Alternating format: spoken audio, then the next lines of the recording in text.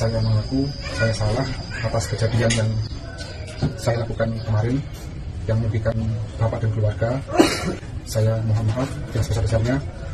Prajurit yang menendang motor seorang ibu yang membonceng anak di Jatiwarna, Bekasi, Jawa Barat, disebut telah ditahan untuk selanjutnya diproses lebih jauh.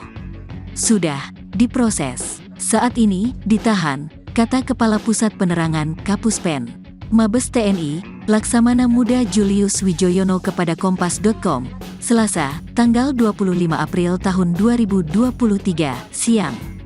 Julius mengungkapkan, pelaku ditahan di Pusat Polisi Militer, Puspom, TNI Angkatan Udara, AU.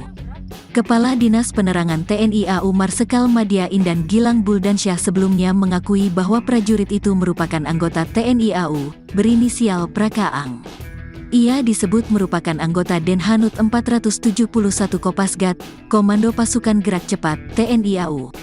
Dari informasi yang dihimpun Kompas.com, peristiwa penendangan itu terjadi di Jalan Raya Hankam RT 001 RW 001 Jatiwarna, Pondok Melati, Bekasi, Jawa Barat. Tepatnya, tidak jauh dari sebuah minimarket ke arah ujung aspal Pondok Gede.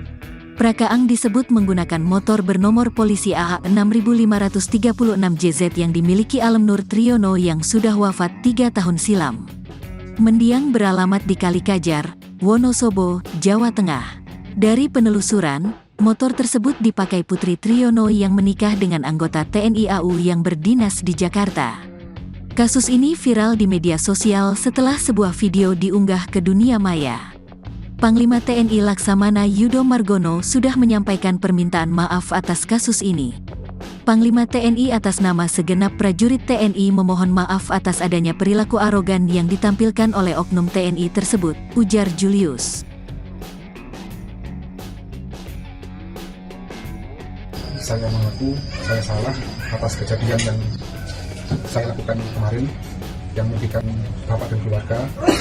Saya mohon maaf yang sebesar-besarnya dan saya juga mohon agar bapak beserta keluarga bersedia untuk memaafkan saya dan mendoakan saya agar di kedepan hari kami menjadi orang yang lebih baik lagi atas kejadian ini.